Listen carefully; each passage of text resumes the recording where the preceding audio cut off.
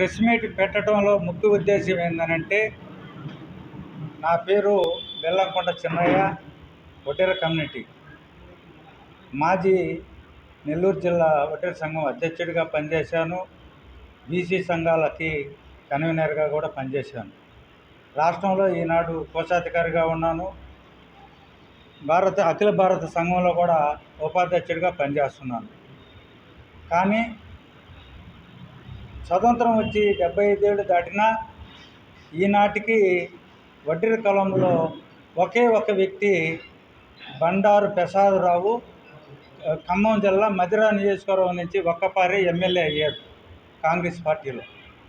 కానీ ఆనాటి నుంచి ఈనాటి వరకు అరాకొరగా ఎక్కడన్నా ఒక సీట్ ఇచ్చినా ఆ పార్టీలో వాళ్ళే, అక్కడ పార్టీలో పెత్తనం చేసేవాళ్ళే ఓడిచ్చేస్తున్నారు 1-2 వేలు తేడాలతో.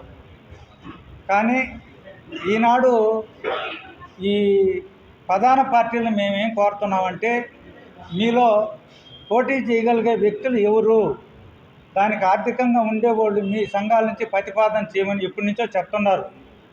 కానీ నేటికి పసుపులేటి సుధాకరు, నేను నెల్లూరు జిల్లాలోనే పుట్టాను, కావిలిలో పుట్టాను,